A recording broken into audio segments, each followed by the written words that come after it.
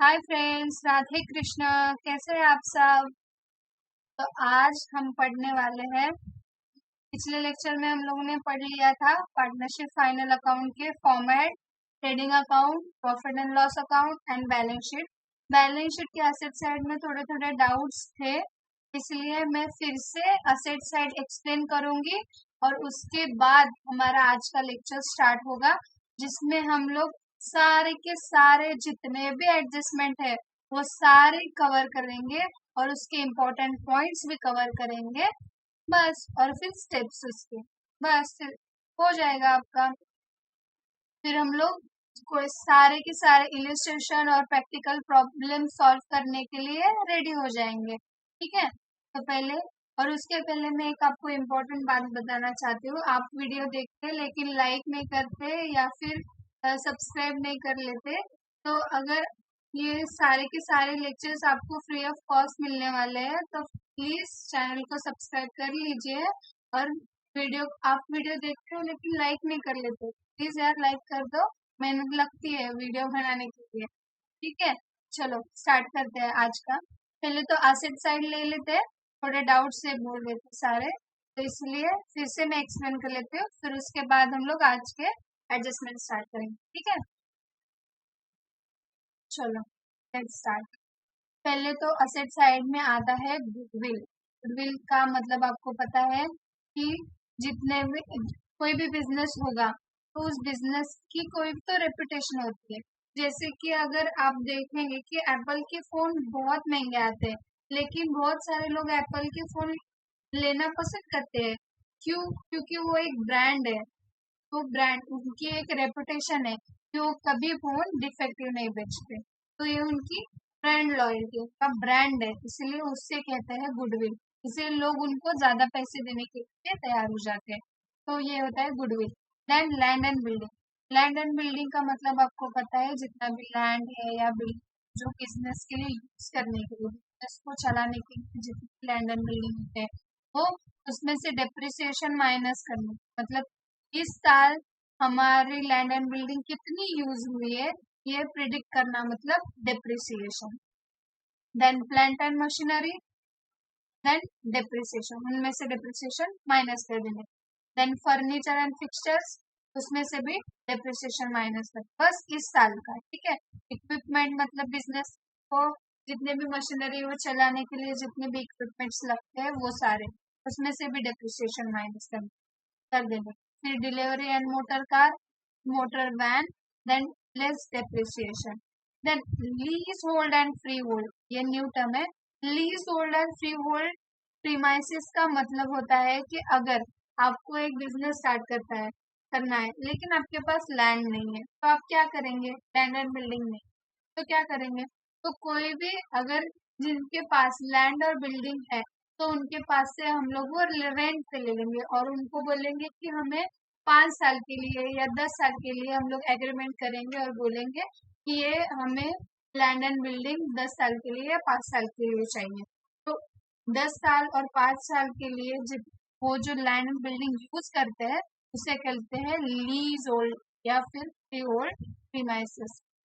Then वो भी साल भर कितना उनका यूज हुआ है वो डेप्रिसिएशन हो जाएगा। Then patents. पेटेंट्स का मतलब होता है कि कोई भी हमारा प्रोडक्ट है और यूनिक है, आज तक वो वाला प्रोडक्ट अभी मार्केट में नहीं है, तो वो कोई कॉपी ना कर दे, इसीलिए हम सरकार के पास एक भेजते हैं कि हमारा ये प्रोडक्ट यूनिक है, उनको हमें वो पेटेंट करके चाहिए ताकि कोई उसे कॉपी ना करे, इसलिए वो होता है पेटेंट। देन उसका डेप्रिसिएशन। लूज टूल का मतलब वही होता है इक्विपमेंट टाइप्स, उसका भी depreciation. Then investment, then store stores and spares and parts, then उसका भी डेप्रिसिएशन। अभी प्रीपेड एक्सपेंसेस का मतलब क्या होता है और वो असेट साइड में क्यों आता है? प्रीपेड एक्सपेंसेस का मतलब होता है कि कोई भी एक्सपेंस हमने पहले ही पेड कर दिया है। जैसे कि हमारे एक सिंपल एग्जांपल लेते हैं, रोज सुबह उठते हैं हम लोग दूध लेते हैं, तो पहली तारीख को उसका पेमेंट कर देते हैं और हर बाकी का पूरा महीना हम लोग वो दूध ले लेते हैं, लेकिन पैसा हम पहले ही 1 तारीख को देते थे। तो इसका मतलब क्या है? हम लोगों ने पहला पैसे दिए और फिर बाद में उसके प्रोडक्ट लिया। ठीक है, मतलब पहला ही एक्सपेंसेस का खर्चा दे दिया, तो अगले साल का पहले ही दे दिए। इस साल के लिए तो हमारा वो पैसा ही है ना, हमारा पैसा है, अगले साल उसको देना है, इसलिए वो प्रीपेड एक्सपेंसेस हमारा असेट साइड में आता है।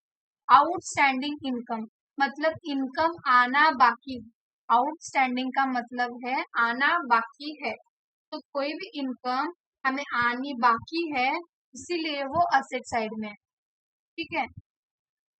Then loan and advances, loan and advances हमने किसी को दिया होगा, तो अगर हमारे कंपनी ने किसी को लोन या फिर किसी को एडवांस दिया होगा, इसलिए वो तो पैसे हमारे ही है, लेकिन हम लोगों ने एडवांस उनको दे दिए हैं लोन के तौर पर, वो पैसे हमें आज नहीं तो कल वापस आने ही वाले हैं, इसीलिए वो असेट साइड में है।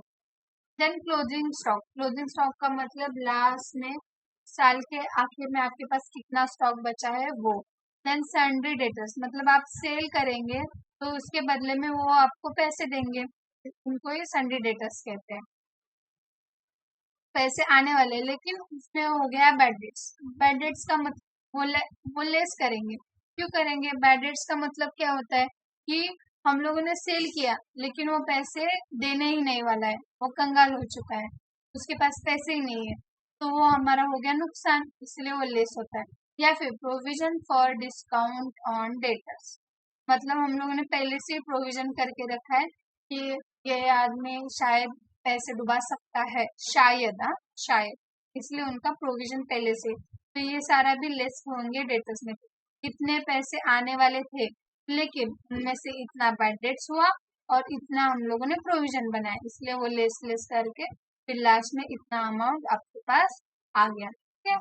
देन इंश्योरेंस क्लेम रिसीवेबल, हम हमारा अगर कोई भी प्लांट फायर या फिर एक्सीडेंटली जल गया, लेकिन वो अगर एक्सीडेंटली जल गया लेकिन उसका इंश्योरेंस आ गया है, तो इसके लिए इंश्योरेंस क्लेम हमें मिलने वाला है, तो वो भी पैसा असेट साइड में आता है।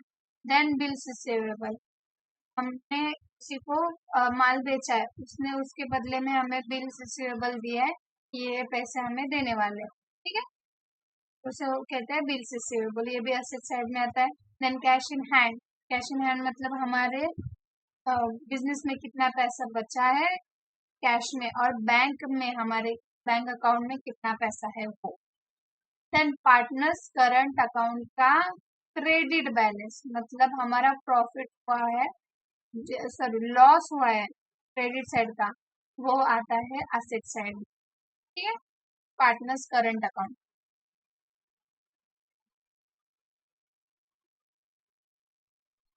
चलो ये असेट साइड तो हो गया। अभी आज का लेक्चर स्टार्ट करते हैं एडजस्टमेंट के साथ। ठीक है, तो फर्स्ट एडजस्टमेंट है क्लोजिंग स्टॉक।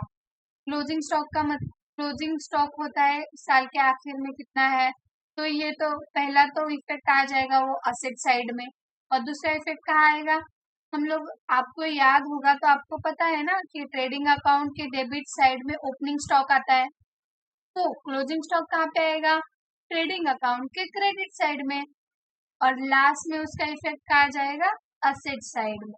दो इफेक्ट आएंगे, पहला इफेक्ट असेट साइड में, दूसरा effect trading account credit side में। Then outstanding expenses, outstanding expenses का मतलब क्या होता है कि एक्सपेंसेस देना बाकी है, आउटस्टैंडिंग का मतलब है देना बाकी है, मतलब आउटस्टैंडिंग एक्सपेंसेस का मतलब हुआ कि एक्सपेंसेस देना बाकी है। तो एक्सपेंसेस देना है तो कहाँ पर लिखेंगे, एक डेबिट साइड में, डेबिट साइड में कहाँ पे एक्सपेंसेस है, इसलिए वो डेबिट साइड में आएगा। एक तो ट्रेडिंग फैक्ट्री रिलेटेड एक्सपेंस होगा तो ट्रेडिंग अकाउंट में आएगा, और ऑफिस रिलेटेड होगा तो वो प्रॉफिट एंड लॉस अकाउंट के डेबिट साइड में आएगा। ठीक है, और सेकेंड इफेक्ट क्या जाएगा, लाइबिलिटी साइड में जाएगा। सिंपल, फर्स्ट इफेक्ट एक तो ट्रेडिंग या प्रॉफिट एंड लॉस अकाउंट में, और सेकेंड इफेक्ट लाइबिलिटी साइड में। उसका ऑपोजिट ही है प्रीपेड एक्सपेंसेस, इसमें क्या पैसे देना बाकी है, और प्रीपेड एक्सपेंसेस का मतलब है कि पैसे हम लोगों ने पहले ही दे दिए, जैसे मैंने दूध का एग्जांपल लिया था, पहले ही पे कर दिए हैं, तो उसमें क्या आएगा, डिडक्ट हो जाएगा, माइनस हो जाएगा फ्रॉम पर्टिकुलर एक्सपेंसेस, मतलब ही क्या होगा, एक्सपेंसेस है वो debit side of trading account और प्रॉफिट एंड लॉस अकाउंट, और बैलेंस शीट असेट साइड। क्योंकि अगले साल का हम लोगों ने इसी साल दे दिया है, तो इस साल में तो हमारा वो असेट ही हुआ ना, अगले साल खर्चा होने वाला है। इस साल तो हमारा ही पैसा है ना वो, इसलिए वो असेट साइड में आता है। इनकम रिसीव्ड इन एडवांस, मतलब इनकम पहले ही हमें मिल गई है, सेल करने से पहले ही हमें मिला है। फॉर एग्जाम्पल, मैं एक एग्जाम्पल आपको बताती हूँ।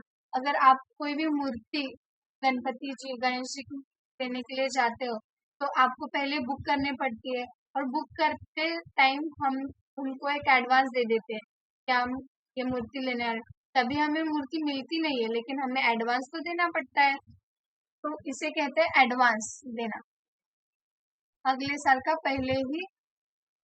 तो उस गणपति जो देते हैं उनके लिए तो इनकम हो गया ना, उनको पहले ही इनकम मिल गया, हम लोग ने पहले ही पैसे दे दिए उनको, तो इसके लिए वो इनकम ऑन क्रेडिट साइड। आपको पता है प्रॉफिट एंड लॉस अकाउंट की क्रेडिट साइड में जितना भी इनकम होता है वो आता है, और ये हो जाएगा। दूसरा इफेक्ट आ जाएगा लाइबिलिटी साइड, क्योंकि वो खर्चा हो गया, इनकम एडवांस आ गया, लेकिन इस साल में तो वो हमें मूर्ति मिलने वाली है नहीं ना, बाद में मिलने वाली है, इसलिए इस साल के लिए तो वो लाइबिलिटी हो जाएगा ना, इसलिए वो लाइबिलिटी। देन इनकम रिसीवेबल, मतलब इनकम आने वाला है। यहाँ पे क्या था, इनकम रिसीव्ड इन एडवांस, मतलब इनकम आ चुका है, और ये है इनकम रिसीवेबल, मतलब इनकम आना बाकी है बट आने वाला है। तो क्या होगा, credit side of profit and loss account, मतलब इनकम आने वाला है, मतलब क्रेडिट साइड में, और बैलेंस शीट के असेट साइड में, simple. Then bad debts, bad debts का मतलब आपको पता है कि वो परमानेंटली हमारा लॉस हो चुका है, तो वो कहाँ आ जाएगा, लॉस हुआ है मतलब प्रॉफिट एंड लॉस अकाउंट में आ जाएगा। और add to old bad debts, old bad debts को हम लोग ऐड क्यों करते हैं, ओल्ड बैड डेट्स को हम लोग ऐड इसीलिए करते हैं क्योंकि पिछले साल बैड डेट्स हुआ है, तो उनको तो प्रॉफिट एंड लॉस अकाउंट के डेबिट साइड में उन्होंने लिखा ही होगा ना, तो इस साल भी हम लोग वो भी लेस करेंगे, पिछले साल का भी लेस हो गया, तो वो तो डबल डबल इफेक्ट हो जाएगा ना, इसीलिए वो पिछले साल का अगर इस साल में लिखेंगे तो वो ऐड हो जाएगा। और दूसरा होगा डिडक्ट फ्रॉम सन्ड्री डेटर्स, ठीक है।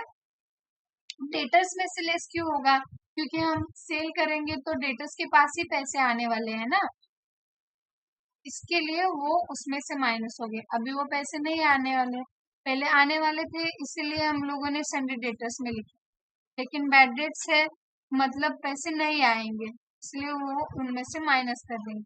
Then provisions for doubtful debts, ये सेम इफेक्ट आएगा बैड डेट्स की तरह, show in debit side of profit and loss account and deduct from sundry debtors account, balance assets.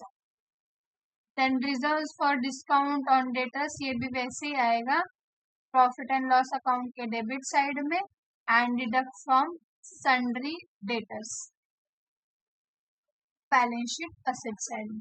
Then आएगा depreciation, depreciation एक खर्चा है, क्योंकि हमारा वो बिजनेस का भी जो भी मशीनरी है वो धीरे धीरे कम हो रहा है उसका वैल्यू, तो इसके लिए डेप्रिसिएशन डेबिट साइड खर्चा हो गया, लॉस हो गया, एक्सपेंस हो गया, ये सारे के सारे प्रॉफिट एंड लॉस अकाउंट के डेबिट साइड में आते, इसलिए डेप्रिसिएशन भी प्रॉफिट एंड लॉस अकाउंट के डेबिट साइड में फर्स्ट इफेक्ट आएगा, और सेकेंड इफेक्ट आएगा लेस फ्रॉम असेट, जितने भी असेट है, समझो फॉर एग्जाम्पल फर्नीचर का डिप्रिसिएशन लिया है, तो एक तो फर्नीचर में से माइनस कर देने के, और दूसरा प्रॉफिट एंड लॉस अकाउंट के डेबिट साइड में आ जाएगा।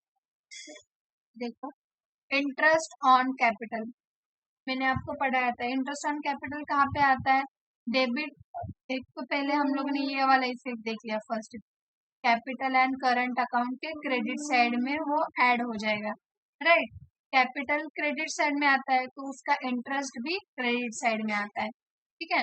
देन सेकेंड इफेक्ट उसका आता है debit side of profit and loss account. क्यों? क्योंकि कंपनी का ये खर्चा होता है कि कैपिटल के ऊपर कंपनी उनको इंटरेस्ट देती है, मतलब कंपनी का वो खर्चा हो गया, इसीलिए वो debit side of profit and loss account. वैसे ही इंटरेस्ट ऑन ड्रॉइंग्स का क्या होता है? इंटरेस्ट ऑन ड्रॉइंग्स मतलब पार्टनर्स अपने पर्सनल यूज के लिए पैसे ले लेते हैं, इसीलिए वो ड्रॉइंग्स हमेशा debit side of partners capital के करंट अकाउंट में आता है। हम जब पार्टनर्स कैपिटल और करंट अकाउंट देखा था तब उसमें आपने लिखा था कि डेबिट साइड में क्या आता है, ड्रॉइंग्स आता है, तो उसका इंटरेस्ट भी आएगा डेबिट साइड में। लेकिन तब credit side of profit and loss account में दूसरा इफेक्ट आएगा। क्यों आएगा? क्योंकि ड्रॉइंग्स पार्टनर्स ले लेते हैं, लेकिन उसके चार्जेस पार्टनर्स को देने पड़ते हैं कंपनी को, क्योंकि उन्होंने बीच में से ही साल के बीच में से उन्होंने पर्सनल यूज के लिए अपने पैसे ले लिए, तो कंपनी का तो नुकसान हो गया, इसीलिए उनको चार्जेस पे करने पड़ते हैं, मतलब इंटरेस्ट देना पड़ता है, इसीलिए वो प्रॉफिट एंड लॉस अकाउंट के क्रेडिट साइड में आता है। तो प्रॉफिट एंड लॉस अकाउंट के क्रेडिट साइड में जितने भी इनकम है वो आते हैं। देन देखो, इंटरेस्ट ऑन लोन टेकन, मतलब लोन लिया होगा तो खर्चा है, इसे debit side of profit and loss account. और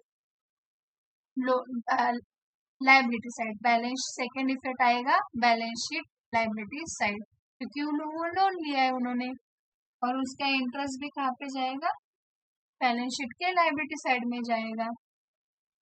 interest on investment and loan given, investment के ऊपर हमें इंटरेस्ट मिला है, हमने कहाँ पे जाके अगर इन्वेस्ट कर दिया है कंपनी ने और उसका इंटरेस्ट हमें मिल रहा है, इंटरेस्ट मिल रहा है, इसलिए वो credit side of profit and loss account में दिया है, और इंटरेस्ट मिला है तो ऑफ कोर्स ये असेट साइड में ही जाएगा। Second effect, first effect credit side of profit and loss account, and second effect balance sheet asset side. ये पॉइंट इम्पोर्टेंट है, गुड्स अगर डिस्ट्रॉय हो जाते हैं, डिस्ट्रॉय बाय फायर है, एक्सीडेंट के वहां से उनको गुड्स डिस्ट्रॉय हो जाते हैं, तो दो इफेक्ट आते हैं। एक तो गुड्स इंश्योर होते हैं, इंश्योरेंस लिया होता है उस गुड्स का, नहीं तो एक उस गुड्स का इंश्योरेंस नहीं लिया होता है। इंश्योरेंस लिया होगा तो वो कहाँ पे आएगा, ट्रेडिंग अकाउंट क्रेडिट साइड, क्योंकि ट्रेडिंग अकाउंट क्रेडिट साइड इसीलिए आएगा क्योंकि उस इंश्योरेंस लिया है, इसीलिए वो क्रेडिट साइड में आएगा, क्योंकि वो इनकम मिल रहा है।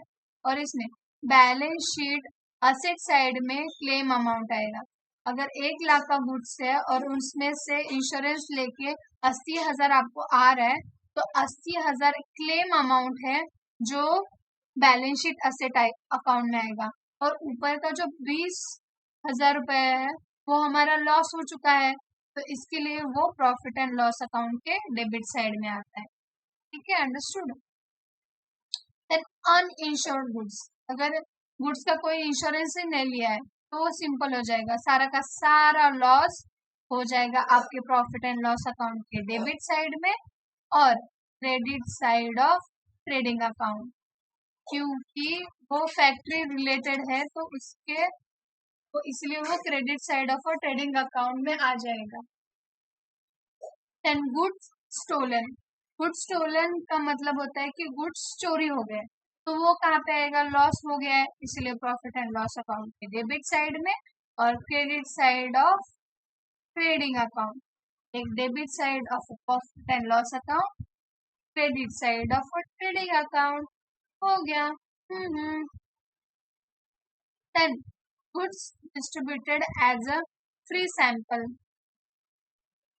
फ्री सैंपल मतलब फ्री में ही बांट दिए हम लोग हमारे प्रमोशन के लिए, तो ये भी कहा आ जाएगा profit and loss account debit side, credit side of trading account. Goods withdraw bye personal use, partners के पर्सनल यूज के लिए, तो ये कहाँ पे जाएगा, credit side of trading account और पार्टनर्स कैपिटल के पार्टनर्स कैपिटल करंट अकाउंट के डेबिट साइड में, क्योंकि पार्टनर्स कैपिटल और करंट अकाउंट के डेबिट साइड में क्या आता है, ड्रॉइंग्स आता है, तो उसके लिए वही डेबिट साइड में आएगा पर्सनल। अनरिकॉर्डेड परचेस मतलब हम लोगों ने परचेस किया है लेकिन उसका पैसा रिकॉर्ड नहीं किया है हम, तो क्या हो जाएगा, सिंपल है, जो पैसा रिकॉर्ड नहीं किया है वो परचेस में रिकॉर्ड करो। और उसका पैसा कहाँ से देंगे हम लोग, क्रेडिटर्स में से लेंगे, देंगे ना, लाइबिलिटी साइड के जितने भी हमारे एक्सपेंसेस हो हम लोग कहाँ लिखते हैं, लाइबिलिटी साइड का साइड में लिखते हैं, राइट, बैलेंस शीट के। तो क्रेडिटर्स में से वो ऐड हो जाए, क्रेडिटर्स में वो ऐड हो जाएंगे क्योंकि इतने पैसे देना बाकी है, और परचेस में भी ऐड हो जाएंगे, ठीक है। और ये होते हैं अनरिकॉर्डेड सेल्स। सेल्स अनरिकॉर्डेड है मतलब हम लोगों ने सेल किया है, पैसा हमें आना आना भी है लेकिन हम आया भी है लेकिन हम लोगों ने रिकॉर्ड नहीं किया।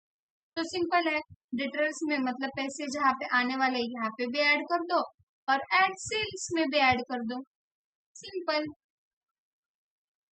Then capital expenditure include in revenue expenditure.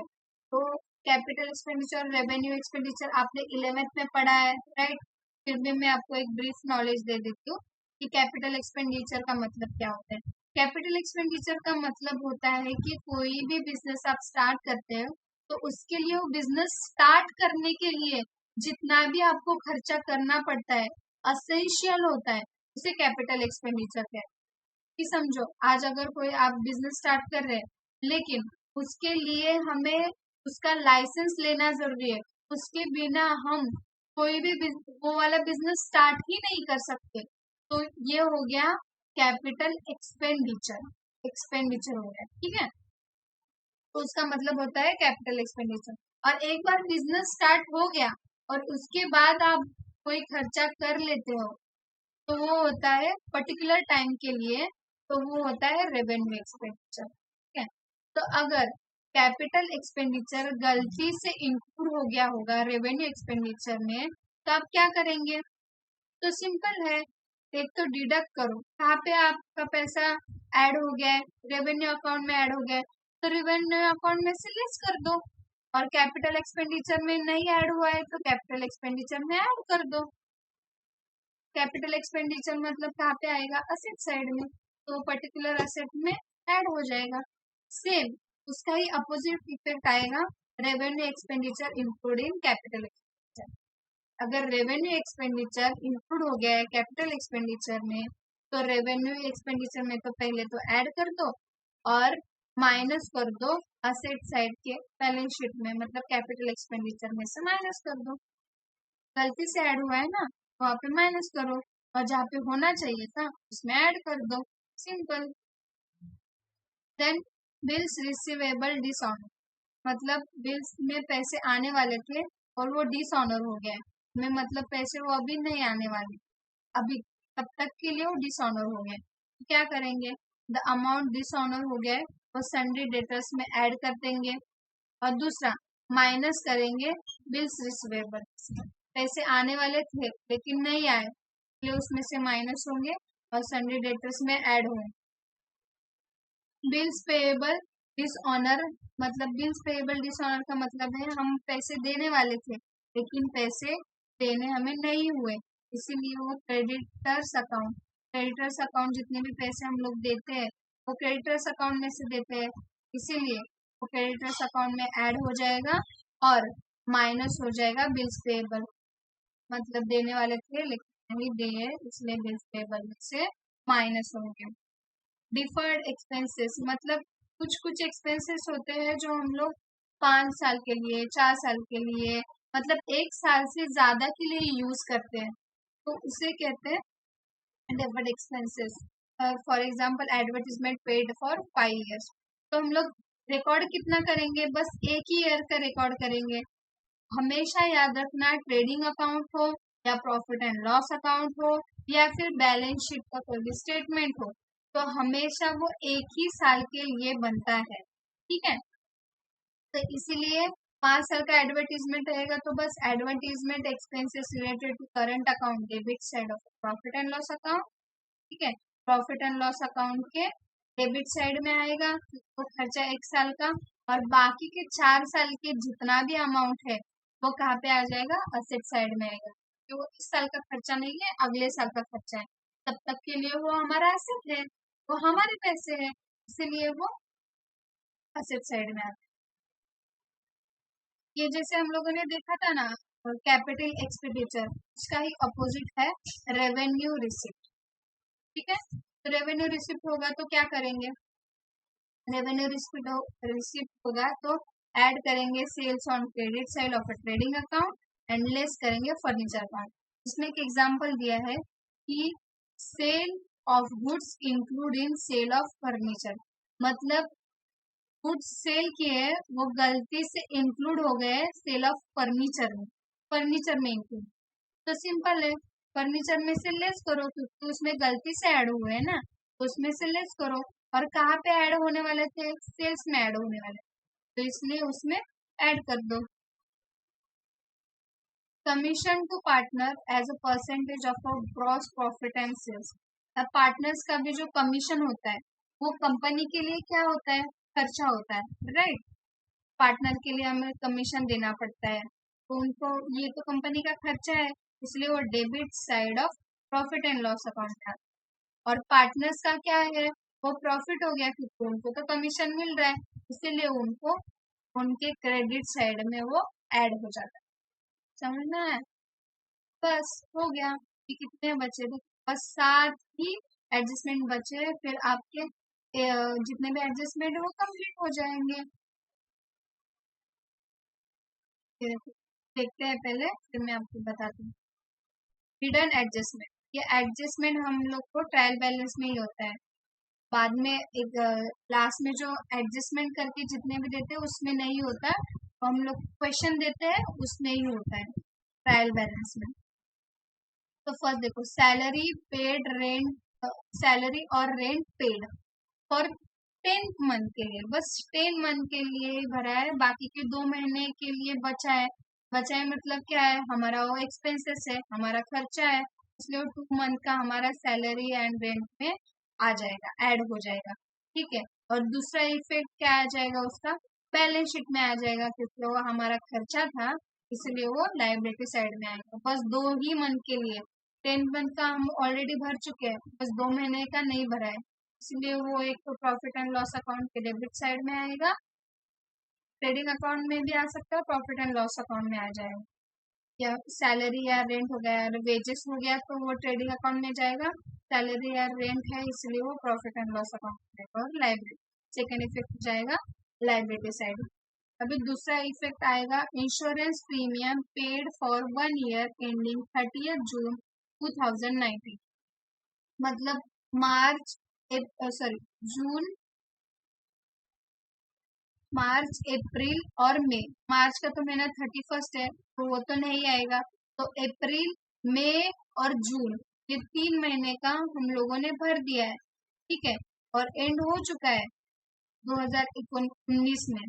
ठीक है, तो बाकी को जो 3 महीने का हम लोगों ने दे दिया है इंश्योरेंस, तो वो कहाँ पे आ जाएगा, हम लोगों ने दे दिया है, खर्चा है हमारा, इंश्योरेंस प्रीमियम, जो भी हम इंश्योरेंस लेते हैं उसका तो प्रीमियम हमें भरना पड़ता है, वो 3 महीने का हम लोगों ने प्रीमियम दिया है, तो वो हमारा खर्चा है, इसलिए वो debit side of profit and loss account में आता है। और prepaid insurance on balance sheet asset side, हम लोगों ने पहले ही भर दिया है, इसीलिए देखो ना, मार्च में हमारा बैलेंस शीट का डेट खत्म हो चुका है, उसके बाद जून तक उन्होंने पैसा भरा है, मतलब 3 महीना उन्होंने एक्स्ट्रा भरा है, इसीलिए वो असेट साइड में आता है। इस साल के लिए तो वो असेट साइड में आएगा ना, अगले 3 महीने का हम लोगों ने अगले साल का भरा है, इसलिए वो इस साल के लिए तो असेट ही आएगा। देखो, एडवर्टीजमेंट एक्सपेंसेस 4 ईयर, 4 ईयर का एडवर्टीजमेंट हम लोगों ने एक्सपेंसेस इसी साल भर दिए, ये तो गलत है ना, हर साल का हर साल में लिखना चाहिए, इसलिए पहले तो वो लेस कर देने का एडवर्टीजमेंट एक्सपेंसेस में, इसलिए profit and loss account debit side, and बाकी के 3/4 जितना भी हम लोगों ने 3 साल का, बाकी के 3 साल का खर्चा किया है वो इस साल के लिए तो हमारा असेट है ना, तो इसके लिए वो असेट साइड में लिख। रेंट रिसीव्ड 11 मंथ का मिल गया है, बस 1 मंथ का बाकी। 11 मंथ का मिल गया है, इसलिए वो credit side of profit and loss account आएगा, और बाकी का द सेम अमाउंट आ जाएगा asset side of balance sheet. Second effect एक तो आ जाएगा credit side of profit and loss account, and second effect आएगा असेट साइड में। Then 10% loan borrow on 1st Jan 2018 according to the year end 31st March 2018, मतलब जान से मार्च तक, मतलब कितने महीने का हो गया, 3 मंथ का। 3 मंथ का हम लोगों ने इंटरेस्ट भरना पड़ेगा, मतलब सॉरी इंटरेस्ट आएगा, हमें लोन बोरो किया है, ठीक है, तो वो इसलिए वो आ जाएगा credit side of profit and loss account, interest हमें मिलने वाला है, राइट। एंड देन ऐड हो जाएगा असेट साइड में। इन्वेस्टमेंट पे हमें इंटरेस्ट मिला है, इन्वेस्टमेंट पे हमें इंटरेस्ट मिला है 3 महीने का, जैन से लेके मार्च तक, ठीक है, 3 महीने का हमें इंटरेस्ट मिला है, तो मिला है इसीलिए credit side of profit and loss account, and second effect आएगा asset side of balance sheet account. Asset side में भी कहाँ पे आएगा, इन्वेस्टमेंट पे इंटरेस्ट मिला है ना, तो इन्वेस्टमेंट पे ऐड कर, अगर कोई दूसरा बिल्डिंग पे कोई इंटरेस्ट मिल गया होगा तो बिल्डिंग में ऐड कर देने का, सिंपल। अगर फर्नीचर में कोई एक्स्ट्रा फर्नीचर लिया है तो फर्नीचर में ऐड हो जाएगा। ये होता है गवर्नमेंट बॉन्ड, गवर्नमेंट हमें पैसे देती, तो पैसे देते तो उसका इंटरेस्ट हमें रिसीवेबल होता है, उसका इंटरेस्ट हमें मिलने, मतलब मिलना होता है, बस मिलेगा, इसलिए वो credit side of profit and loss account में आता है। और गवर्नमेंट बॉन्ड ये सेपरेटली असेट साइड में लिखा होता है बैलेंस शीट, ठीक है, किसी भी इन्वेस्टमेंट या लैंड एंड बिल्डिंग या फर्नीचर इसमें ऐड नहीं होता, government bond separately balance sheet के असेट साइड में लिखना होता है। First effect profit and loss account में, और सेकेंड इफेक्ट बैलेंस शीट। हो गया, ये इतने सारे एडजस्टमेंट हो गए, लेकिन आप डरना मत, ये सारे के सारे एडजस्टमेंट आपको एग्जाम में नहीं आते, इसमें से 5 या 6 ही एडजस्टमेंट आएंगे। ये हम एक साथ पढ़ रहे हैं इसलिए आपको ज्यादा लग रहा होगा, लेकिन ये सारे के सारे एडजस्टमेंट नहीं होते, इसलिए मत डरना, आराम से एक एक एडजस्टमेंट पढ़ना, इसमें से कोई भी एडजस्टमेंट आ सकते हैं, इसलिए हम सारे के सारे एडजस्टमेंट पढ़ रहे हैं, लेकिन एग्जाम में सारे एडजस्टमेंट नहीं आएंगे, तो इसके लिए शांति से पढ़ना। एक बार एक नजर मार लो सारे के सारे एडजस्टमेंट, और इम्पोर्टेंट इम्पोर्टेंट पॉइंट्स है जो मैंने हाईलाइट किए हैं, वो आप अपने बुक नोटबुक में, सॉरी बुक्स में, टेक्स्ट बुक में आप अगर यूज कर रहे होंगे तो हाईलाइट कर लीजिए, तो आपको इजी जाएगा, अगर आप रिवीजन करेंगे इसके बाद तो आपको इजी जाएगा।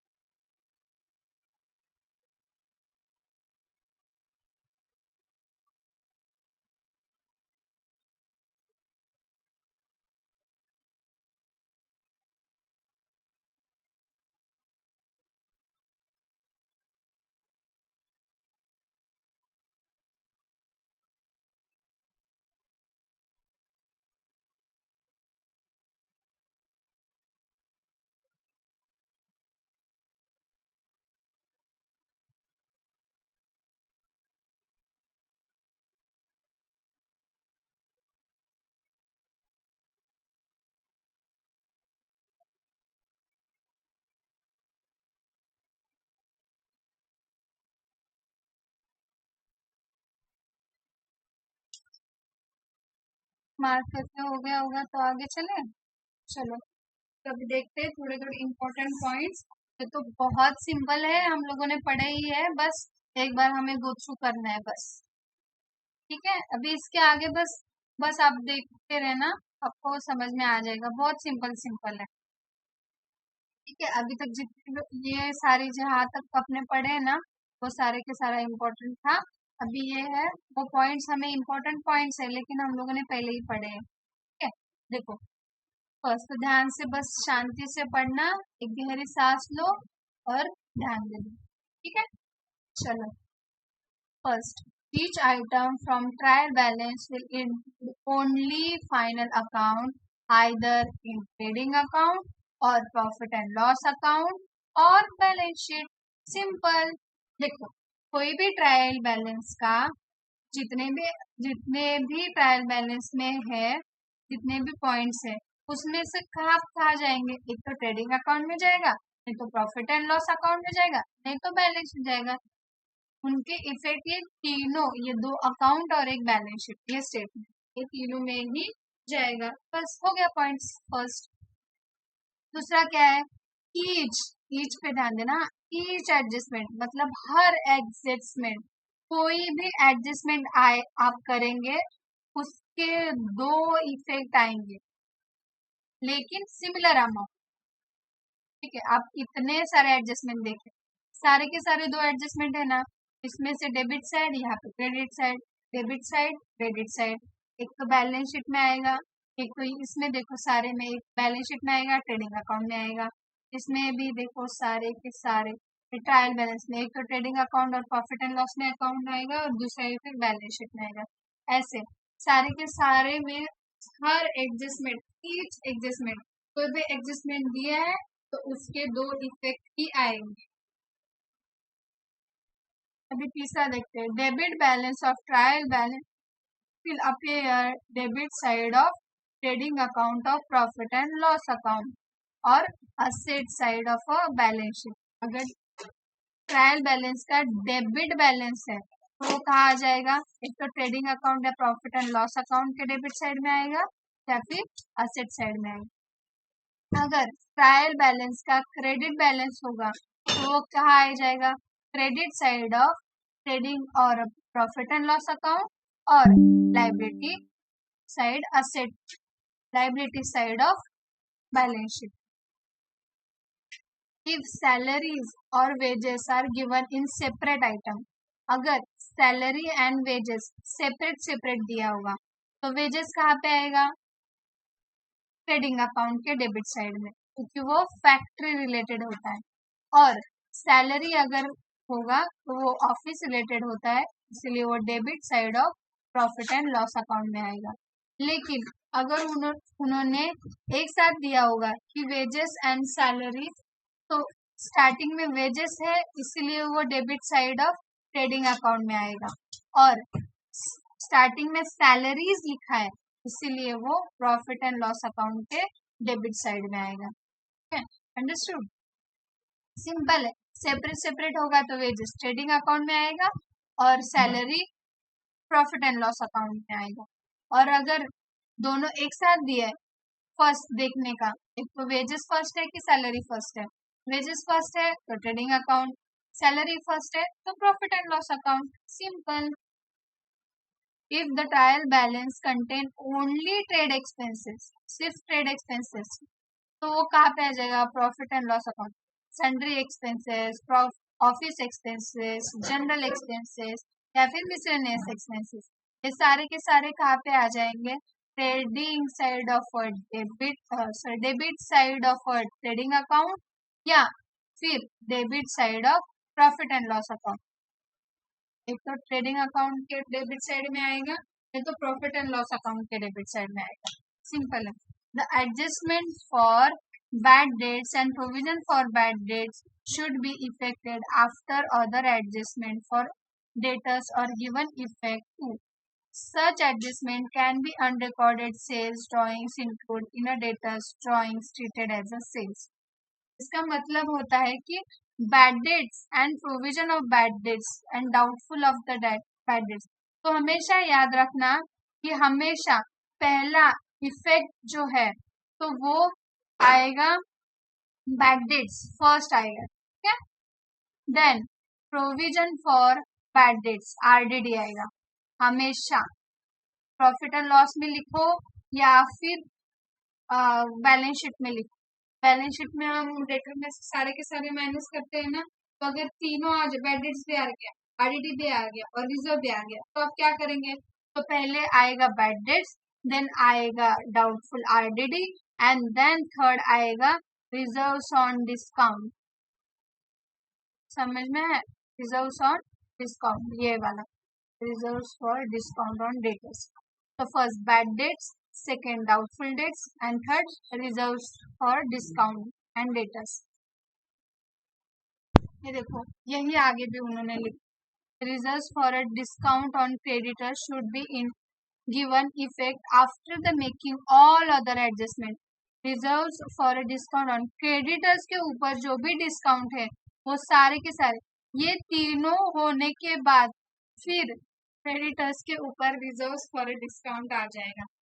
ठीक है, ये first bad debts, then RDD, then reserves for discount on debtors and then creditors के ऊपर अगर कोई भी डिस्काउंट रहेगा तो ये हो जाएगा 4। ये हो गया। देन उसके बाद देन 10th वाला, hidden for self-explanatory adjustment are given effect even if there is a no special instructions। आपने ये देखा होगा, ये वाले एडजस्टमेंट हिडन एडजस्टमेंट है, वो ट्रायल बैलेंस में ही लिखे होते हैं। हमारे क्वेश्चन होता है जो ट्रायल बैलेंस लिखा होता है। फॉर एग्जाम्पल आप देखेंगे, ये देखो, ये हमारा एग्जाम्पल है, तो यहाँ पे ये देखो ट्रायल बैलेंस लिखा है, तो इसमें ही उन्होंने एडजस्टमेंट लिखा होता है। ये देखो, एडवर्टीजमेंट पेड इन 9 मंथ, ये है हिडन एडजस्टमेंट, ये होता है हिडन एडजस्टमेंट। इसके दो इफेक्ट होते हैं। अगर यहाँ पे आपको लिखा नहीं होगा कि एडवर्टीजमेंट का कुछ भी, फिर भी एडवर्टीजमेंट का आप लोगों को एडजस्टमेंट करना पड़ेगा क्योंकि वो ट्रायल बैलेंस में है। तो यही उन्होंने बताया कि अगर स्पेशल इंस्ट्रक्शंस नहीं भी दिए हैं तो भी आपको सेल्फ एक्सप्लेनेटरी एडजस्टमेंट करना पड़ेगा। उसका भी इफेक्ट दो आएंगे, वो भी आपको करने, आपको स्पेशल इंस्ट्रक्शंस उसके लिए नहीं दिए जाएंगे। देन आएगा closing stock should be taken cost और market whichever is less.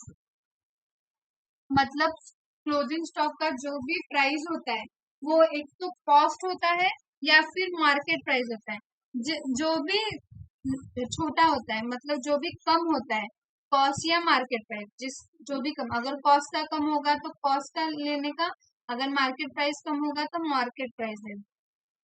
Closing stock की जो भी प्राइस है वो वाला आपको, ये वाला इम्पोर्टेंट है, आपको एडजस्टमेंट में आ सकता है कि आपको कॉस्ट की भी प्राइस दिए रहेगी और मार्केट प्राइस की भी प्राइस दिए रहेगी। तो आपको क्या करना पड़ेगा? तो आप देखेंगे कि कॉस्ट का प्राइस कम है कि मार्केट प्राइस का प्राइस कम है, तो उनमें से जो भी कम होगा वो आपको लिखना पड़ेगा।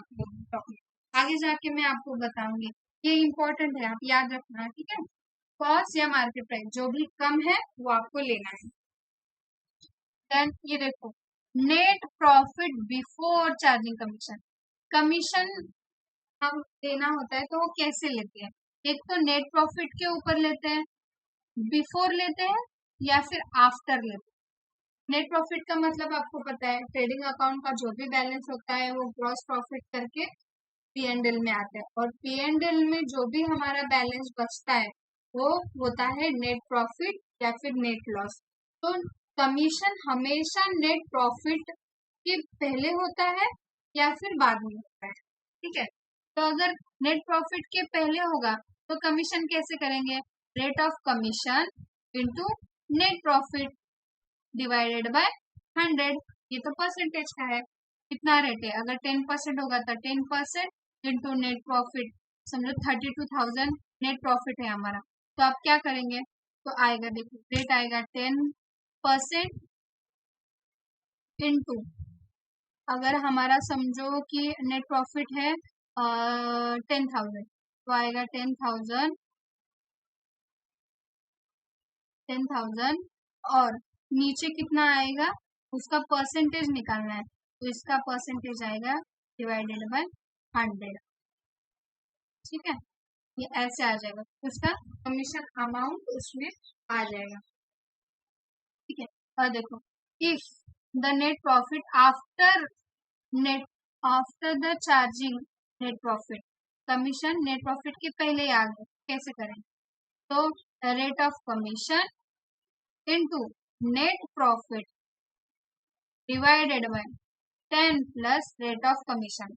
मतलब इस टाइम पे क्या होगा कि ये सेम है ना, एज इट इज, ये 10 भी सेम होगा, ये 10,000 भी सेम हो गया, बस ये 100 के बदले में आपका आ जाएगा 110, मतलब उसमें कमीशन ऐड हो गया है। एक तो कमीशन पहले ही ऐड होता है या फिर बाद में ऐड होता है, तो अगर बाद में ऐड हो गया है तो 110 होगा, और पहले ऐड हो गया है तो 100 होगा। Simple, understood? ठीक है, अभी देखते हैं अगला क्या है।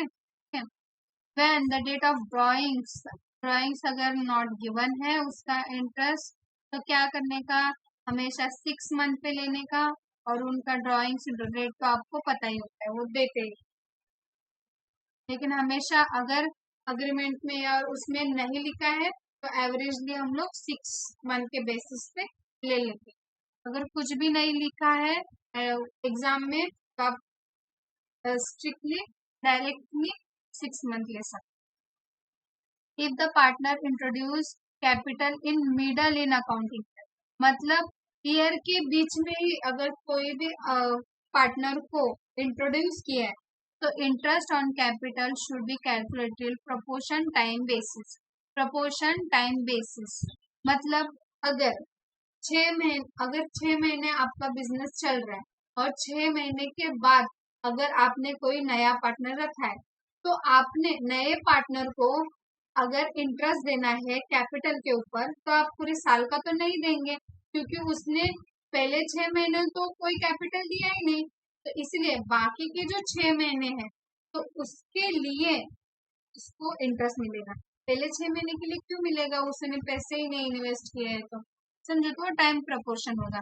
अगर समझो कि 9 मंथ के बाद में, 9 महीने के बाद में उन्होंने अगर ये किया तो क्या होगा, इंट्रोड्यूस किया नए पार्टनर को, तो अगले 9 महीने के बाद कितने महीने बचेंगे, 10, 11, 12, 3 महीने बचेंगे, तो 3 महीने का उनको इंटरेस्ट मिलेगा। ठीक है, जितने जितने मंथ के लिए उन्होंने इन्वेस्ट किया है उतने मंथ को उनका इंटरेस्ट मिलेगा। सिंपल हो गया, बस अभी ये दो होंगे, फिर बाद आज के लिए आप फ्री हो जाओगे। ट्रीटमेंट ऑफ सम पॉइंट, ये तो बहुत बहुत बहुत इजी है, ये हम लोगों ने पहले ही पढ़ लिया है, लेकिन बस आप देखना बस शांति से। आउटस्टैंडिंग एक्सपेंसेस देना बाकी है, आउटस्टैंडिंग है, ये हो गया लाइबिलिटी। प्रीपेड एक्सपेंसेस, पहले एक्सपेंसेस दे दिया तो हो गया असेट साइड।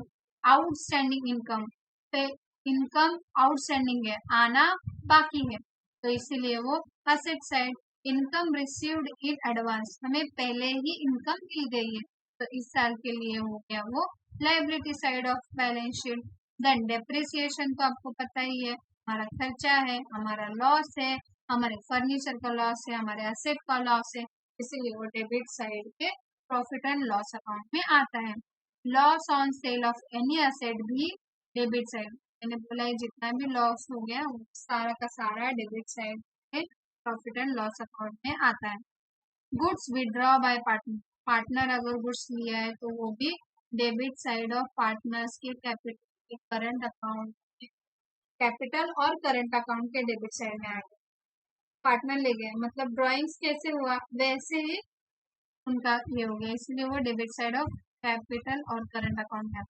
जनरल रिजर्व और रिजर्व फंड कहाँ पे आएगा, लाइबिलिटी साइड में आएगा। तो पैसे हम पहले ही पैसे हम लोगों ने रिजर्व कर लिए हैं तो हम लोग खर्चा नहीं कर सकते, तो वो भी हमारा लाइबिलिटी होगा। Then deposit from public, public से पैसा लिया है इसीलिए वो पब्लिक डिपॉजिट, मतलब पब्लिक से पैसा लिया है उनको हमें वापस करना है, इसके लिए वो भी होता है liability side of a balance sheet. Then goods distributed as a free sample, आपने गुड्स डिस्ट्रीब्यूट किया है as a free sample, free में बेचे, तो ये भी कहा गया, ये भी हमारा खर्चा है, इसलिए वो भी debit side of profit and loss account में आता है। अभी आप सोचेंगे कि सस्पेंस अकाउंट क्या होता है। सस्पेंस अकाउंट ये होता है कि कोई भी एक्सपेंसेस और कुछ भी आप खर्चा कर लेते हैं और वो किसी भी अकाउंट से रिलेटेड नहीं होता है। अगर इन्वेस्टमेंट हो, फर्नीचर हो या फिर कुछ भी हो, तो उसके रिलेटेड एक्सपेंसेस है तो हम लोग उसी उसी अकाउंट में दे देते हैं। लेकिन अगर कोई एक्सपेंसेस है कि किसी के रिलेटेड नहीं है, या फिर एक्सपेंसेस हो या फिर प्रॉफिट हो या फिर लॉस हो, किसी के रिलेटेड नहीं है, ऐसे ही हो गए, तो वो कहाँ पे रिकॉर्ड करेंगे? वो एक्सपेंसेस सस्पेंस अकाउंट में रिकॉर्ड करेंगे। मतलब जिसके कोई भी माँ बाप नहीं है, मतलब जिसका कोई भी मेन अकाउंट नहीं है, तो वो आ जाएगा सस्पेंड अकाउंट। जिसके कोई भी माँ बाप नहीं है, वो अकाउंट में चले जाएगा सस्पेंस अकाउंट। ठीक है, तो उसका डेबिट बैलेंस हो गया, तो ये हमारा प्रॉफिट हो गया, तो इसके लिए वो असेट साइड में आ गया। उसका अगर क्रेडिट साइड में बैलेंस आ गया, तो हमारी लायबिलिटी हो गई। मतलब अगर डेबिट साइड में आ गया, मतलब हमारा प्रॉफिट हो गया है, हमारा पैसे है, हमें वो ज्यादा मिले हैं और हमें खर्चा कम करना पड़ा है, इसलिए वो असेट साइड में आ गया। ठीक है, और उसका opposite he credit side. Bank for collection of the bills, मतलब हमें पैसे मिलने वाले हैं, तो हम लोगों ने बैंक में पैसे के बिहाफ पे हम लोगों ने बिल दिया है। मतलब बैंक वो जो कस्टमर है उनको दे के उनसे पैसे हमारे बिहाफ पे लेंगे, उसे कहते हैं bank for collection for bills. तो ये भी कहा पैसे हमें मिलने वाले हैं, इसीलिए वो asset side of balance sheet में आता है। हो गया, हो गया बस। अभी हम लोग जो स्टेप्स है, देखो एडजस्टमेंट हो गए, सारे के सारे एडजस्टमेंट, तो अभी बस इतना ही ट्रीटमेंट्स हो गए कैसे ट्रीट करने के, बस लास्ट अभी जो भी स्टेप्स है, प्रॉब्लम सॉल्व करने के लिए स्टेप्स होते हैं, तो कैसे करेंगे सॉल्व। आपको पता है कि हमेशा पहले तो prepare for necessary account including in working, पहले वर्किंग नोट सारे के सारे कर लेने, मतलब आपको इजी जाता है वो हर अकाउंट में आपको पोस्टिंग करनी, राइट। देन सेकंड, देखो क्या है सिर्फ place some mark for trial balance item external as well internal adjustment. देखो ये जो ट्रायल बैलेंस है ना, मैंने आपको ये देखो ट्रायल बैलेंस, इसमें पहले ही लिख देने के स्टॉक का क्या है, ट्रेडिंग अकाउंट डेबिट साइड, तो लिख देने का। बिल्स रिसीवेबल का क्या है, बैलेंस शीट असेट साइड, तो ऐसे लिख लेने का आपने। ठीक है, तो ये है सेकंड, तो आपको पोस्टिंग में ज्यादा इजी जाएगा ना। आपको यहाँ पे गलती करोगे तो सारा का सारा आपका चेन बिगड़ते चले जाएगा। तो ट्रेडिंग अकाउंट का अगर प्रॉफिट एंड लॉस में अकाउंट में आपने लिख दिया, तो ट्रेडिंग अकाउंट का भी गलत जाएगा, फिर उसका balance profit and loss account में जाएगा तो वो भी गलत आएगा, और इसका इफेक्ट बैलेंस शीट में जाएगा तो बैलेंस शीट भी आपके टैली में। ठीक है, तो ये सबसे ज्यादा इम्पोर्टेंट है। तो वर्किंग नोट, देन वो सब मार्क कर लेने के, then go through the trial balance items given only one accounting effect sequentially, जो मैंने अभी बताया ट्रेडिंग अकाउंट डेबिट साइड वो सब। देन एडजस्टमेंट देख लेने, go through adjustment to given two effect, मैंने बोला था कि एडजस्टमेंट हमेशा और हमेशा दो इफेक्ट पे ही होता है, तो याद रखना हमेशा वो दो इफेक्ट आ जाएंगे। Then close the ledger, ledger close कर लेने के, लेकिन except notes and capital, capital account हमेशा लास्ट में कर देने। पहले तो ट्रेडिंग अकाउंट और प्रॉफिट एंड लॉस अकाउंट कर लेने की क्लोज, पहले ट्रेडिंग अकाउंट देन उसका balance profit and loss account, then profit and loss account ये कर देने की, क्लोज कर देने की, और फिर नेट प्रॉफिट आएगा, और फिर बाद में उसका then profit then partners capital account का बैलेंस टैली कर। ठीक है, देन देखो find gross profit, net profit, transfer to individual capital account, ये सब सारा का सारा कैपिटल अकाउंट में चला जाता है और नेट प्रॉफिट आता है। एंड देन बाद में उनका जो भी अकाउंट आता है वो पार्टनर्स कैपिटल का बैलेंस आता है, वो बैलेंस शीट के क्रेडिट साइड में आता है। तो आप ये देखो अभी देखेंगे ना, ये देखो ये है जो ट्रेडिंग अकाउंट है, ट्रेडिंग अकाउंट का जो ग्रॉस प्रॉफिट है वो आ गया है प्रॉफिट एंड लॉस के क्रेडिट साइड में आ गया ना। देखो, और फिर बाद में उसका ही आ गया है नेट प्रॉफिट लास्ट में, उसका भी सारे एडजस्टमेंट करके ये सारे इनकम में से ये एक्सपेंसेस माइनस करेंगे, फिर ये आ जाएगा नेट प्रॉफिट। फिर नेट प्रॉफिट क्या होता है, आपने जो भी, आपको पता है ना कि प्रोपोर्शन में 1:1, इसमें वो नेट प्रॉफिट बांट देंगे, वो नेट प्रॉफिट बांटेंगे तो आ जाएगा वो पार्टनर्स के हर अकाउंट। तो ये पार्टनर्स अकाउंट में ये अमाउंट है वो चला जाएगा पार्टनर्स कैपिटल, ये डेबिट साइड में है तो उसका पार्टनर्स कैपिटल के क्रेडिट साइड में आ जाएगा। इसमें शायद लिखा नहीं है लेकिन ये पार्टनर्स के क्रेडिट साइड में आ जाएगा, ठीक है। देन वो बैलेंस शीट टैली हो जाएगी। And then last balance sheet, अगर एक बार पार्टनर्स कैपिटल का सारा अकाउंट बैलेंस है पार्टनर्स का, वो बैलेंस शीट में आ गया तो बैलेंस शीट आपकी टैली हो जाएगी ऑटोमेटिकली, हो गया सिंपल। दिस इज स्टेप है, बस पहले तो वर्किंग नोट कंप्लीट कर लो, फिर वो मार्क कर लो कि कहाँ कहाँ पे वो पोस्टिंग हो जाएगी, फिर एडजस्टमेंट देखो, वो देखो उनके इफेक्ट कहाँ कहाँ पे जाते हैं। देन क्लोज कर देने के लिए पहले trading account, then profit and loss account, then partners capital account and then balance sheet, हो गया आपका। और छोटे छोटे लेजर्स होते हैं वो भी कंप्लीट कर लेंगे वर्किंग, ठीक है, सिंपल हो गया। अभी 4 दिन की आप जितनी भी ये मेहनत करने वाले हो, कल आपको बहुत ज्यादा मजा आने वाला है, क्योंकि आप कल हम लोग इलस्ट्रेशन पढ़ने वाले हैं। तो आपको ये जितने भी सारे जो अभी थ्योरी पढ़ रहे हैं ना, तो इसके लिए आपको थोड़ा थ्योरी ऑब्जर्व करने में के लिए टाइम लग रहा है, लेकिन अब ये जैसे जैसे एडजस्टमेंट में आपको करूंगी ना एक्सप्लेन इसमें, तो इलस्ट्रेशन तो आपको और भी इजी लगने लगेगा। लेकिन उसके लिए मैंने जो भी ट्रेडिंग अकाउंट का format, profit and loss account and balance sheet का जितना भी फॉर्मेट और ये सारे के सारे एडजस्टमेंट है, ये सारे के सारे आपको समझने चाहिए, आपको बाय हार्ट होने चाहिए।